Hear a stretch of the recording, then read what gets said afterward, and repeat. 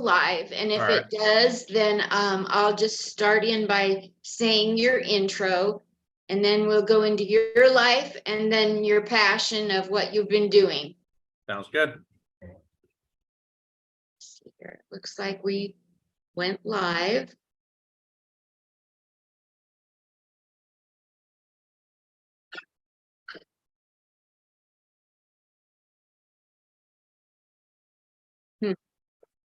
Yeah, you need to teach me how to do this stuff. I don't know why I'm getting an echo.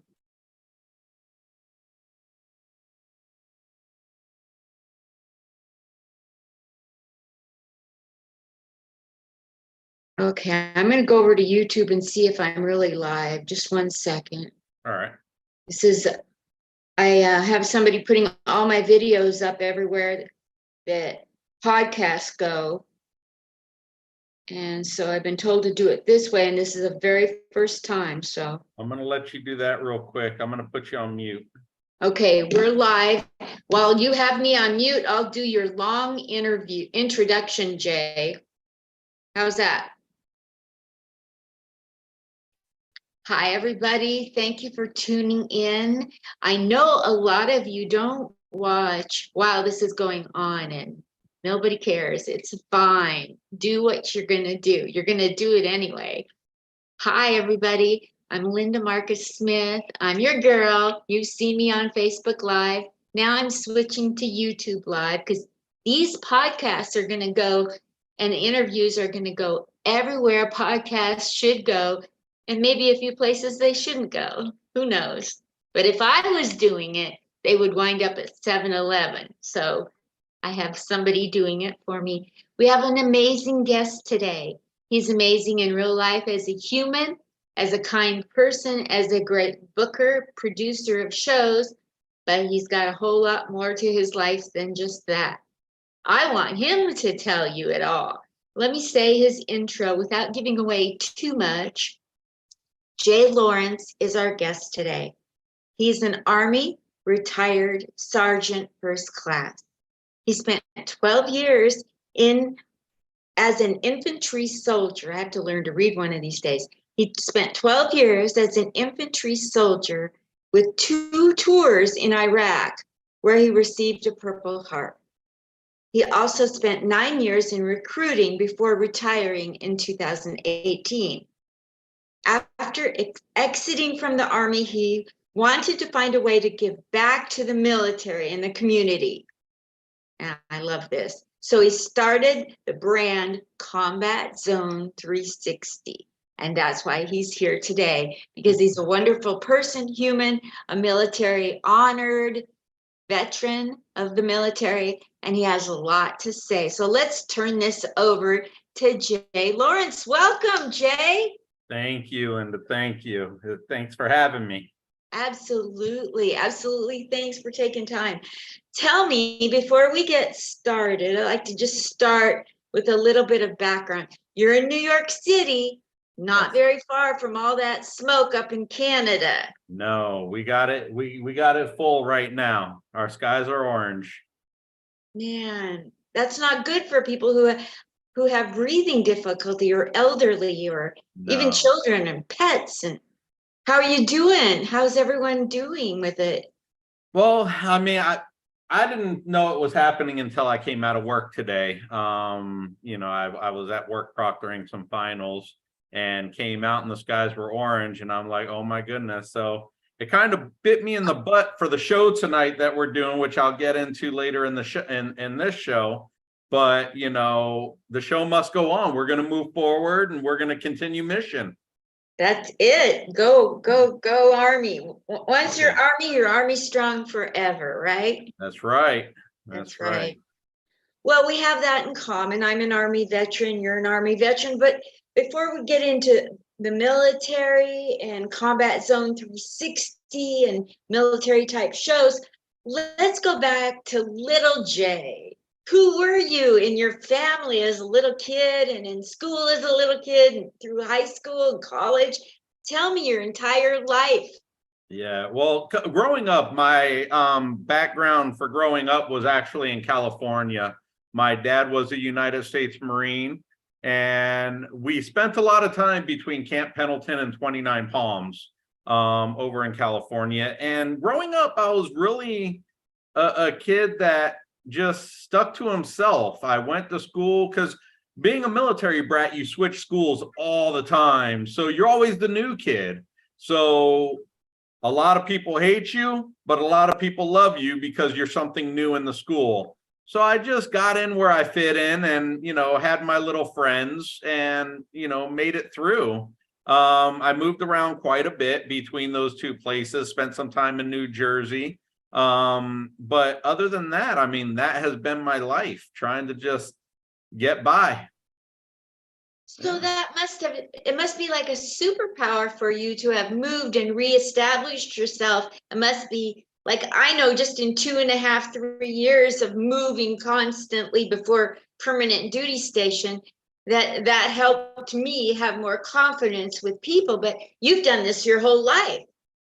Yeah, it was hard, especially as a kid growing up. I never wanted to leave my friends. Just as you make new friends and you get to know them really well, you're going to a next place. But it became a part of my life culture. And growing up in the military as a child and as an adult, it just became second nature to me. I tell my wife all the time, "Where are we moving to next?" And she tells me to shut up. We're not going anywhere. We're stuck here in New York. We're not leaving. So I'm like, all right. So we at least move from apartment to apartment, so it'll keep me happy. That's one way to, you do get the itch to move once you've been military. You do, but then as you get older and your body breaks down, you just don't have the body to move. So it becomes expensive after a while. So I got to think about really settling down and where we're going to do it and how we're going to do it and who's going to pay my rent. Yes, absolutely. So you, at some point in your life, having a military father and having traveled and seeing all that, you also decided to go into the military. So if you wouldn't mind, I don't know where a comedy came into your life or military first. Tell us about that, how that worked. Well, I'll tell you, growing up, I've always wanted to give back to the people. I've always had that niche to give. And I just wanted to be a cop, but, life took me a completely different way. My mom and dad got a divorce when I was really young. And my mom remarried a Black man from New Jersey who actually grew to be my father. That is my father. That's who I look at as my father. And that's who I always call on Father's Day. So when that happened, he adopted us when I was like 5 years old. And then my mom passed away when I was 12 from cancer.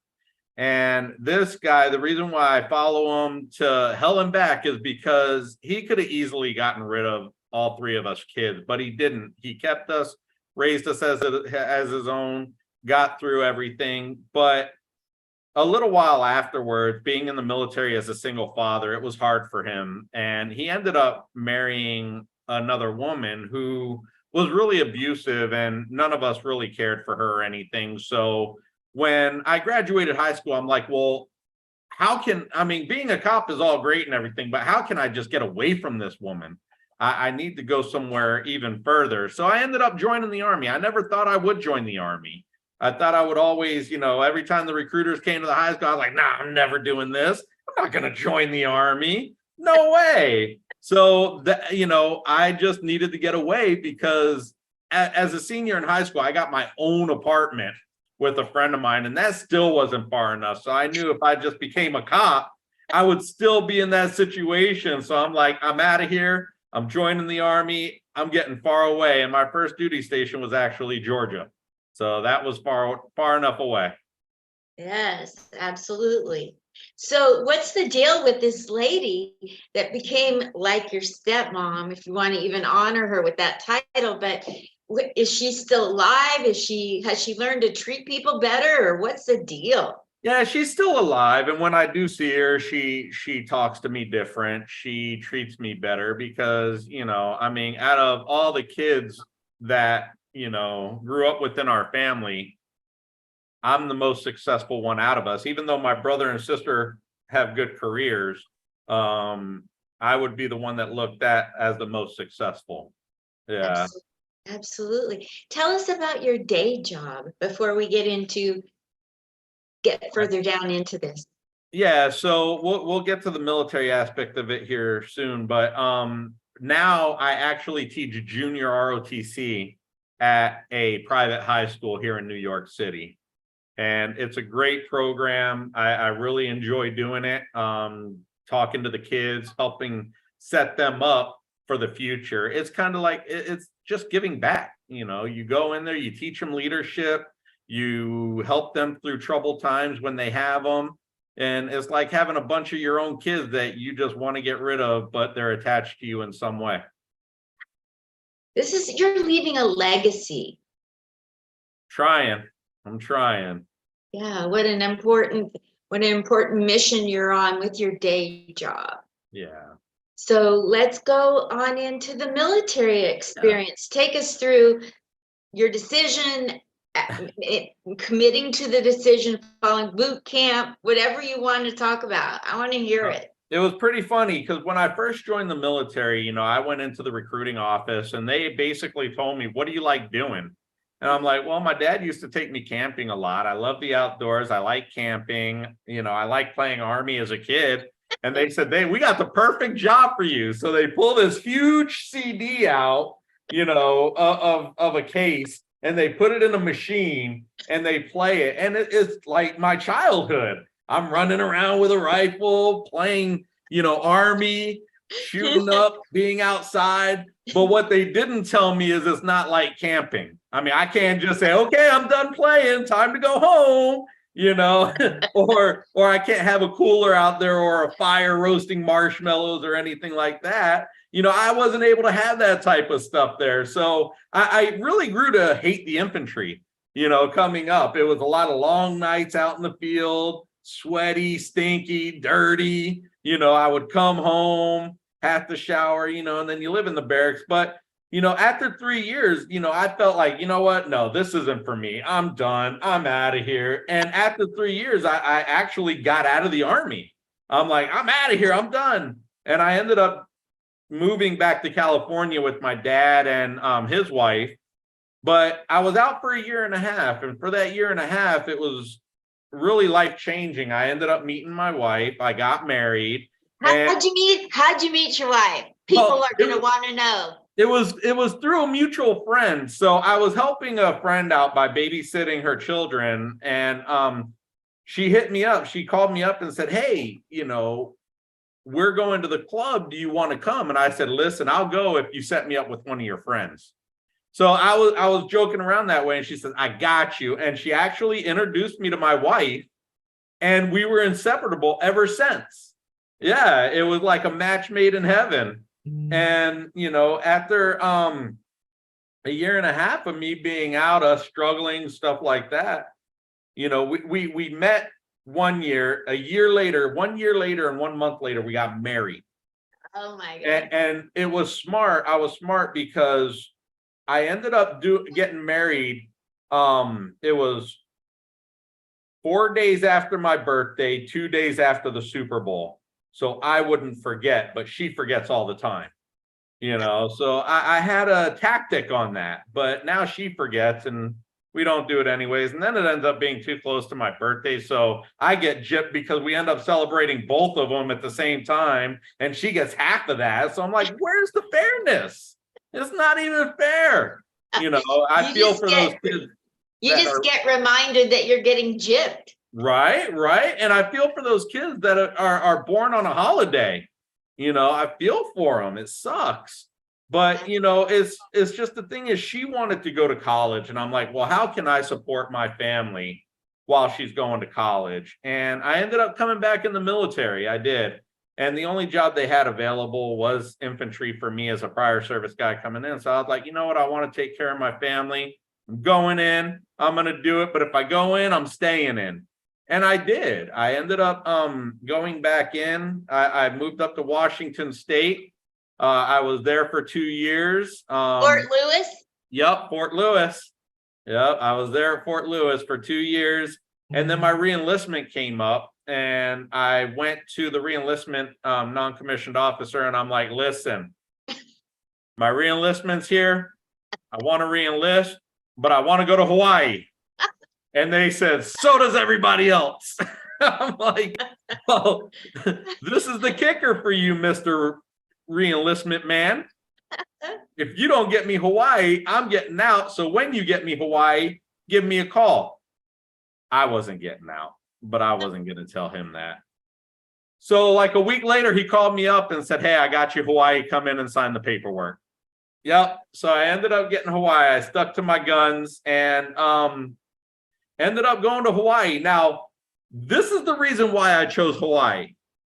This was when Desert Thunder was kicking off and, you know, before 9/11 and all that, but Desert Thunder was there. They were about to deploy. And I'm like, listen, I ain't joined the Army to deploy like 90% of the guys. I'm like, no. And I always heard Hawaii does a lot of cool deployments like the Egypt, Thailand, all that. So I'm like, hell yeah, I'm going to Hawaii. So I ended up going to Hawaii. And as soon as I got there, they cut all of those deployments. And I ended up deploying twice to Iraq while in Hawaii. Oh my goodness. That was not the stand you wanted. I know, right? But you know what? It is what it is. You know, I wouldn't change anything I've done. I did 2 deployments there. My first deployment was when I got, you know, my Purple Heart. And it was crazy. I'm actually on a documentary that Discovery Channel did called Combat Zone. What? Yeah. And it's in season 1, episode 10 called Ambush in Hawija. And it's on Amazon now at like $1.99 for the series. Will you send that link to me so that I can find it without going crazy? Yeah, I will. I'll share it too. Yes. I was a lot younger then though, too. That was back in 2005. I was never younger. Me and Jane Fonda. Right. That's a bad name to bring up. I know, right? Oh man. So yeah, you're in the military and you're getting deployed. Yes, well, yes. How did you handle being deployed and away from family and all that? It was rough for me because being gone, I mean, my wife, and we're going to backtrack a little bit here. My wife actually had 3 kids with her ex-husband, but they were living with him. And it was funny, when I came back from Iraq the first time, the kids came to live with us. So I went from having no family to an instant family. Yeah, so that was a lot of getting used to, but we managed, we did well. And I would say my first deployment was 13 months from 2004 to 2005. Got back, did some train up. Now, after I got back, I had a lot of issues with PTSD. After it happened, came back, dealt with a lot of stuff, but they ended up moving me up to the Stryker commander for the brigade commander Stryker. And I went up, did that, and then we were prepping for the new deployment in 2007. That one I was there for 15 months. And when we were at NTC doing train up, I actually lost that job because a major came out with the commo and asked me why the commander's commo wasn't up. And I told him, you tell me, you're in charge of the commo. This truck has a commo NCO attached to it. Why don't you have him out here doing the commo? So he ended up going and crying to somebody, and they put me in the S3 shop instead of the commander's Stryker. But I spent my second deployment in the S3 shop for 15 months, and then came back and went straight to recruiting from there. I was like, you know what? I'm done. 2 deployments, being away from my family. Time for me to find something new. And I'll tell you, the hardest part of my career at that time was when I got my Purple Heart, calling my wife and telling her I got wounded. Yeah, because when we got back, they shut down all the phones and everything. And they told me, listen, go call your wife, let her know what happened so she doesn't hear any stories. So I had to go break the news to her, and she just broke down and everything. Yeah. So when you got injured, would you mind telling us about that, or is that too much to ask? No, I share my story all the time. I'm a big advocate on trying to help people with PTSD, even though I suffer from it.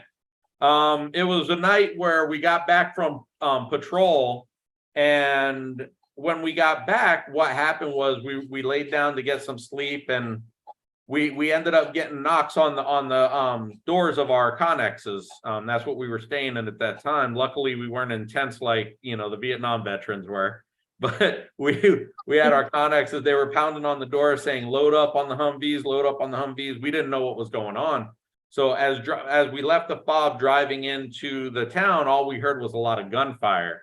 So we knew something was going on. And then we pulled into the Iraqi National Guard building, dismounted, which was on one corner of the town. And we actually moved from one corner to the other corner.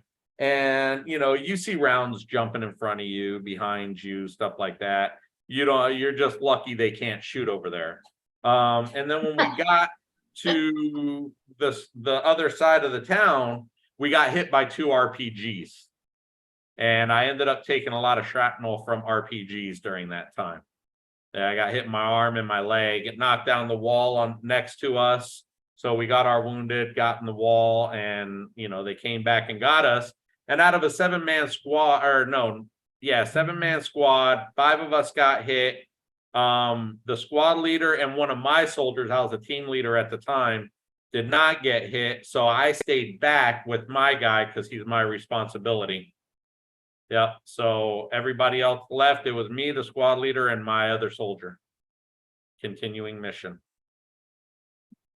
Well, good Lord. I mean, thank you for serving our country so bravely. I appreciate that. Mission accomplishing and not giving up on the people with you. What a huge accomplishment that is. Another legacy you're leaving. Bravery. Yeah. Camaraderie. There's nothing like the military, nothing like it. No. So, okay, so how are you doing with your own PTSD and helping other people with it? Because I'm in the middle of writing a comedy set about PTSD. And the only reason I'm doing it isn't to make light of PTSD. Yeah. It's to inform people to quit being so stupid. Like when we see the news and see a robbery or a shooting, a lot of times people are like, I bet it was a veteran with PTSD. Not quit doing that, like don't label us. I've got it. And, I just want people to be aware that there's sometimes having PTSD can be a good thing. And it like at least you got some really good flight in you, and you trust your gut faster, and there's good things about it, and just trying to let people know how not in a funny way, what not to do with somebody who has PTSD. Exactly. And that's a good thing, because it does need to come out. I'm actually, and I realized, I knew I had it being an infantry soldier, but it really came out during my time in recruiting a lot, because it's a very stressful job and moving around. I actually snapped on a lot of people during that time. But going to the VA hospital, talking to doctors in the civilian sector, unless that person has been through the same thing you have, they really don't help. They don't. They can give you ways to cope with stuff. They can put you on medication. But unless you can really just tell your story and get it off your chest and talk to people, I mean, that's the biggest thing. And, I didn't realize that until coming up through the military and recruiting, where I started telling my story and, my military background and stuff like that. So the thing is, when I retired in 2018, I started up the brand Combat Zone 360. And I really wanted to give back to the community, educate the community about the military, and give the opportunity of veterans and, military nonprofits to be able to come out and talk about their stuff. And so when I got out, I came up with Combat Zone 360, and I talked to the local TV station in Staten Island, and they're very pro-military, and they're like, yeah, definitely. So I did a talk show for a while called Combat Zone 360, and I had a lot of veterans come on telling their stories, what, kind of like what you're doing here. Why did you join? Why did you get out? What did you do in the military? What are you doing now that you're out of the military? And after we aired it on TV there, I actually uploaded it on my YouTube channel, which is Combat Zone 360. And then from there, COVID hit. So we weren't able to do it. So I was like, oh man. So at that point, I was working at Barringer High School in New Jersey as a junior ROTC instructor, and we had an audio department in there. So I went and talked to the audio teacher and said, hey, listen, this is what I want to do. I don't have the knowledge on how to do it. Can you help me? So he partnered up with me, and we started doing a podcast. And it was Combat Zone 360. You see the pattern here? So we were doing the same thing, and I've talked to some amazing people. I talked to a Pearl Harbor survivor. I've talked to a 3-time POW during World War II. I talked to a Vietnam veteran who was a 35-year heroin addicted addict, and those are on Spotify and Apple, or the podcast for Apple. But I was able to get those out there as well. And but then I got the niche for comedy. I ended up meeting Brad Williams and friggin', I'm having a brain start here. Take your time, I'm retired. I know, right? I met Jeff Ross, Brad Williams, and a few other comics. And, I've always had that niche where people were like, you should do stand-up, you should do stand-up. I was always the funny guy at the bar, the funny guy doing stuff, So I was like, you know what? Why not? Let me put my, let me put my, money out there. Let me go. Let me try it. See what happens. See? And so I went to a few open mics, and then I was like, okay, I'm having fun. I'm new, jokes are hitting, jokes aren't hitting. It is what it is, and then all of a sudden I was looking for some open mics, and I'm like, well, let me, go on Broadway Comedy Club and see what happens. And I ended up signing up for the Industry Room, which is an audition show. And Rich calls me up, the booker for Broadway, and he's like, hey, I got your email about the Industry Room and blah, blah, blah. We have a spot for you August, in August, you want to do it? And I'm like, why not? Let's do it. Let's break this cherry. So I ended up getting up there, and I told my jokes. I did it.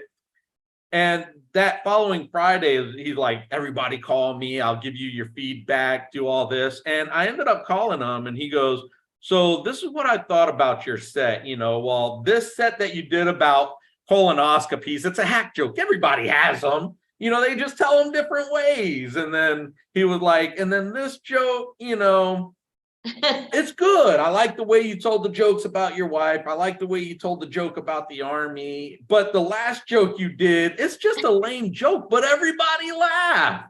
It was like one of those dad jokes for comedy or something. And, I really don't tell it anymore, but one of these days I'm just going to throw it up there.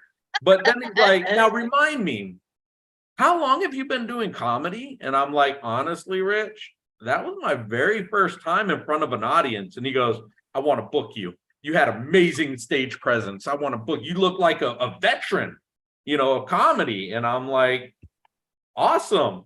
So he ended up booking me for like October 1st. And I call him up in September. I'm like, Rich, I'm getting the itch to get on stage. So he gave me a show in September too. So, he booked me a couple times. I was able to get up there. And from there I was seen and getting out there to other places, doing a couple of still open mics, stuff like that, doing different things, and started booking shows. And, we've grown tremendously in just such a short period of time. It's amazing. And I love the industry, even though it can be a cutthroat industry. It can.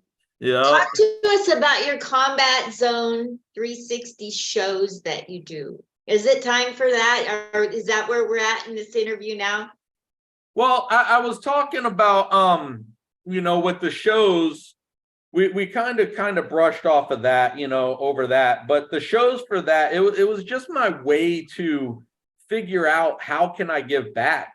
And, I actually did a show with Tony Richardson, who was a fullback in the NFL, whose dad, spent many years in the army, and his sister did too. So he was very pro-military. I had him come on and really talk about his dad's time in service and his sister's time in service, and how he supported the military, being an NFL, football player. So I've done things like that. I had Hope for the Warrior on my show talking about their stuff. I've had DAV, Disabled American Veterans, come on, talk about how the amazing things that they do for the veterans. I had a lot of veterans come on and really tell their stories, but after COVID hit, I just wasn't able to do it anymore. We ended up moving out of Staten Island, moving into Brooklyn. It was harder for me to get there, after COVID. And we just said, well, doing a podcast, I can reach out to a lot more people. Yeah. Absolutely. Yeah. So we ended up doing the podcast instead. And how's the podcast going? The podcast is on hold. I have like no time in my life.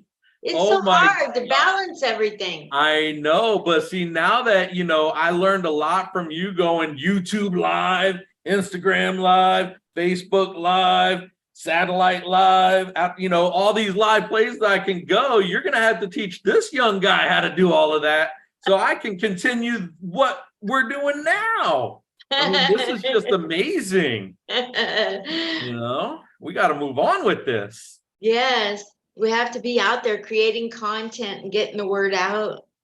Definitely. It's just, I lost my sound guy.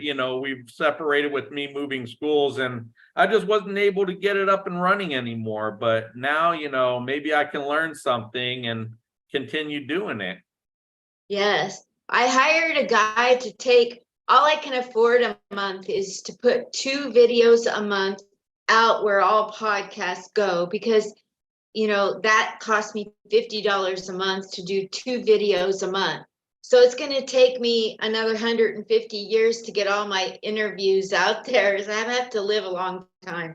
Listen, you got some big podcast money there. I know, like $20,000 or whatever. It's going to be crazy. Yeah. I will tell you though, I started hooking up with this other nonprofit organization called USA Warrior Stories. Amazing group of people. The guy has never served a day in his life, but he's a filmmaker. Listen, the thing he's doing with that is amazing.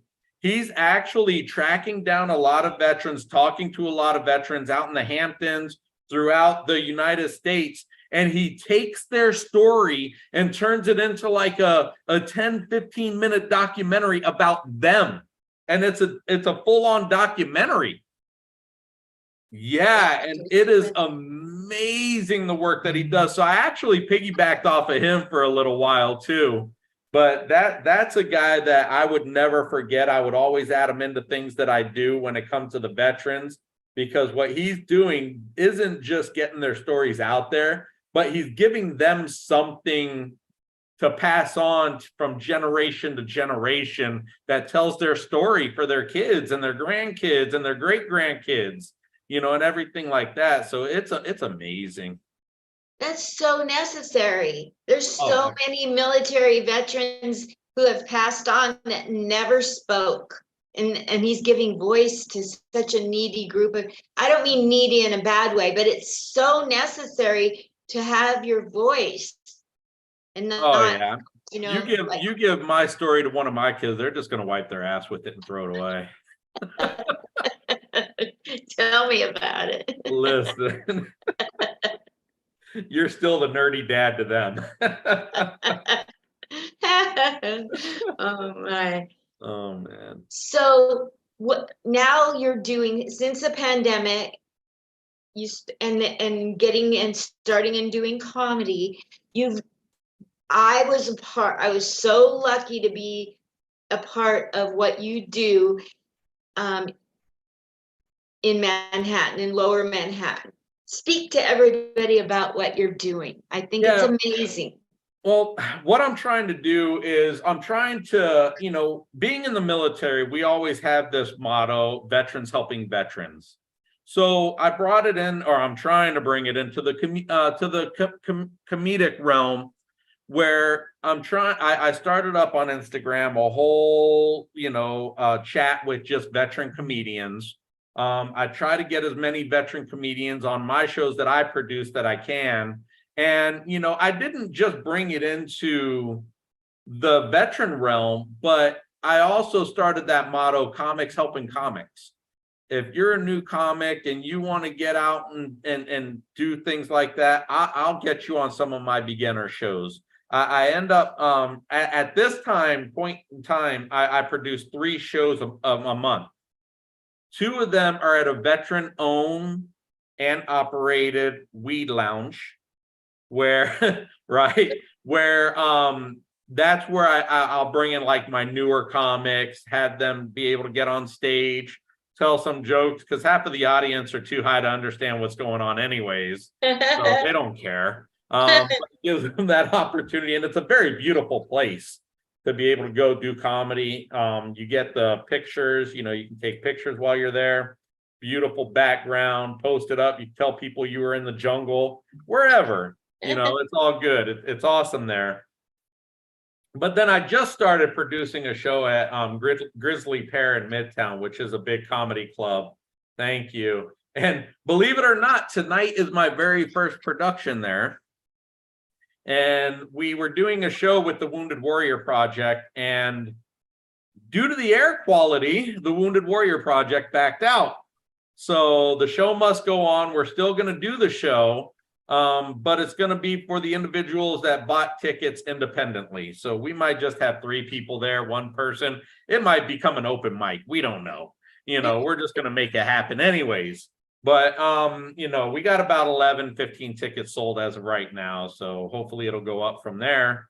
But what we're going to do is, we're going to keep marching. We're going to keep growing, and we're going to keep helping people within the community, within the comedy community, within the veteran community. Wherever I can help out, we're helping out. I mean, I honestly won't let brand new people go on the Grizzly Pear show. Those are for more, seasoned comics, because we're going to be tearing it up. But, listen, if you're good, we'll get you out there. If you come to the Weed Lounge, kick ass, we'll get you on that show, because I'm under a year still myself. So I just like to make shit happen. Honestly, look, Wounded Warrior Project is amazing. Even though, they backed out of tonight, they're looking out for the quality of the health of the veterans, which I applaud them. That's awesome. But after talking to Wounded Warrior Project here in New York City, they've already committed to doing at least 1 to 2 shows a quarter.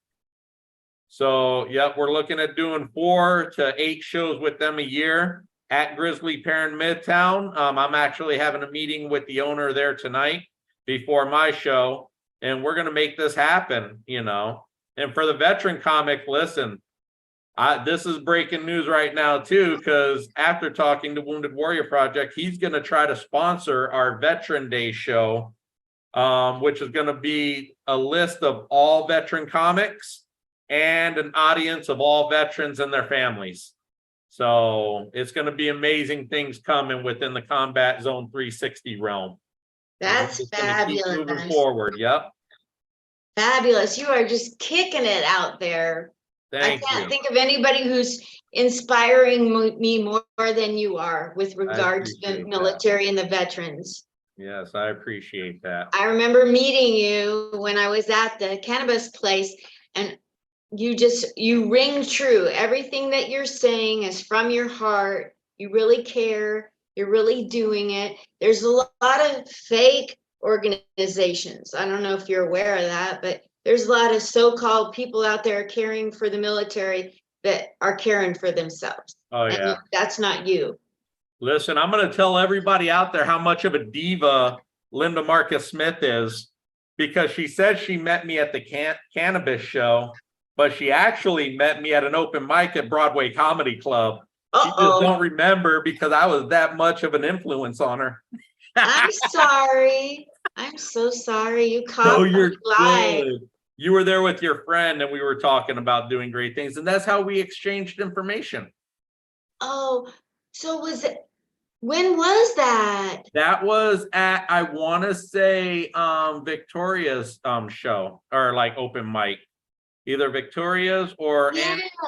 Andrews. Yep. And you were there with your friend, and you heard my set and you're like, oh, you're a veteran, me too. And then we exchanged information and talked a little bit.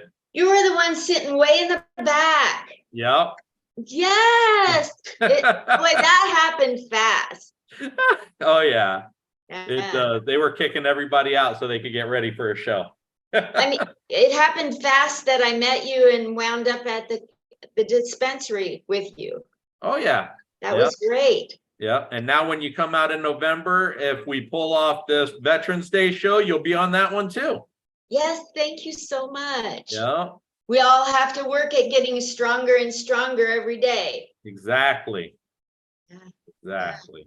What is it that you want to leave? What impact do you want to leave on the world that you don't feel like you've yet tapped into? Because I mean, inspiring children, raising a family, when being a great, how do you say it? You're raising children that are not your own, when that was not really handed to you when you needed it, but you're giving something. So that's a leg. You've got all kinds of legacies going on. Yeah. Well, my adopted father did amazing things, and I think I followed in his footsteps to a T, because he was a Marine. I was in the Army. He married a woman with 3 kids. I married a woman with 3 kids. Yeah. So I think I followed his life to a T. That's how inspiring he was on my life. Yes. Yeah. So tell me, what is it that you have not yet even tapped into that you want to accomplish on top of everything you're already doing and have done? You know, I want to make people laugh. My biggest thing in life is to get to the point where I don't need to be at the school anymore, where I can travel, I can make people laugh, I can tell my story, I can do comedy full time, get out there, do shows, help other comics grow within the industry, especially veteran comics. You know, I just want to find a way where I can do that and give back at the same time. Got it. About 3 to 4 years ago, when I lived in New York, every week on Friday at 2 o'clock, I went to the VA hospital on 23rd and 1st. And I went up to the clubhouse on the 2nd floor, which is outpatient psych. And I did a comedy show for an hour every week. Well, when I left, I begged people to go in there and continue that show that I had opened up with Tony at the clubhouse. So is there any way that I could ask you to see if anybody wants to carry that torch? We can definitely look into it. I can get some comics to go there. I mean, believe me, I do not have an hour of material, but we can make it happen. Believe me, when I did it, I didn't either. Doing a lot of crowd work. I was singing and tap dancing. Yeah. Oh yeah. No, we can definitely try to make that happen. If we can get our schedules lined up and do things, you know, because I'm going to be going there for a lot of appointments anyway. Yeah. That Especially Tony up in the clubhouse, he's a really cool dude. And the crowd just loves comedy. And once a year they have a Christmas party, and the place is packed out with all the brass that come to, have a party in there, like 15 minutes of comedy. Oh, wow. We can definitely make that happen. Thank you. Definitely. I'd love to give that to you to find somebody to do that. If there's any chance you can make it rain, because other people have said they're going to do it and haven't. So when I go there for my next appointment, I'll go up to talk to Tony and see what we can start putting together. And, starting off, we can, start off with, I'll bring a couple comics with me And I would rather make it into more like a small comedy show than just me tap dancing around the room, making a fool of myself. Yeah. I Yeah. started it out and they let me have a show and I brought other people in. And then one of the people who came didn't adhere to the rules of what can be said and not said. And so they yanked it out from underneath me and made me be the only comedian for an hour. Gotcha. Well, what I'll try to do is I'll try to just bring veteran comics to something like that. I know a lot of them. I mean, there's a lot of them on the Instagram chat. You know, we'll get them out there. We'll make it happen. Then I know some comics who are clean comics too that will make it happen. Yeah. Thank you. Thank Yeah. you so much for doing that. When I come out, if you have I'll be there in mid-November, like you know, and if if I'm there anytime where you're going to be up at the clubhouse, I'll come in and help out too, gladly. Definitely. Yeah, you do get a lot of female veterans that come through on Friday as well. Yeah. My So wife might get a little jealous there. yeah, I was doing post-traumatic stress jokes, and that's when I learned that not everybody's ready to laugh about it. No, no, they're not. But listen, we'll make it fun for them. You know, we'll see what we can do because when like I learned, a lot of veterans won't open up unless they know you've been through the same thing. So when they learn about me, I'm not going to start off with that stuff. But when they learn about me, they'll learn. And I'll sit there and talk with them. Like I'll start off with comedy and then talk with them for a half hour or whatever, and figure out their stories and get to know them and, make it more social and stuff like that. Another thing that can eat up the clock of an hour is, letting them know that if they're ready to take any stories and turn it into comedy, you'll help them. Because Definitely. quite a few people want to know how to tell their stories in a funnier way. Yep.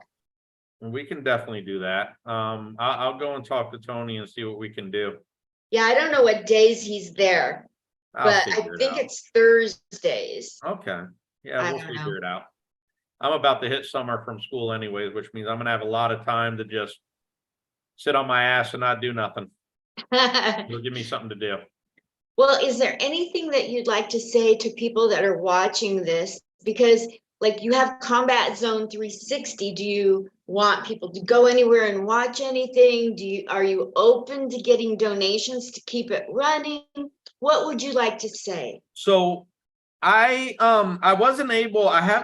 turned Combat Zone 360 into a company, but I let it fall to the wayside because of everything I've been doing. So I haven't been bringing in money or putting out money.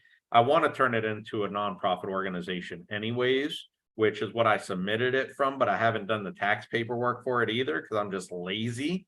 But the big thing is I would say I don't use a lot of my YouTube anymore. I need to start getting back on there. My YouTube channel's Combat Zone 360. I got off of Facebook because my wife was like, "Who is this bitch following you?" So I didn't want to deal with none of that no more. So I deleted my Facebook. So I mainly use Instagram. Yeah, and my Instagram is Combat Zone 360. So I would say, please come on, support me through Combat Zone 360. I put all my shows out on there, as in, where they're going to be, how they're going to be. I put out a monthly list of where I'm going to be. If I have hosts behind there, that means that's my show, and I'm the producer for that show. But just support, come on out and have fun and just enjoy life with me. You're the greatest guy that there ever was, and I'm not after you. Tell your wife I am no threat. I told her you were a Vietnam era, and she's like, "All right, we're good." No, listen, she knows I'm into cougars. She's actually older than I am, so. Thank you so much for coming on and telling us all about your life and telling us. I just adore you. I think you're such a great guy and such a great example of what somebody should be in this world. From start to finish, it's you. You're the bee's knees. You're the bomb. I love you so much. Thank you so much, Jay. Thank you for having me. Okay, bye. See you Bye-bye. later. See you in November. I know I got to go get ready for my show now. Yes, break a leg at the Grizzly Pear. What time does the show start? Grizzly Pear Midtown at 7 o'clock tonight. If you guys are here in the New York City area, you can make it. Come on out. Since Wounded Warrior Project dropped out, we got plenty of tickets. Plenty. Come on out and support us. Let's have a good night. I wish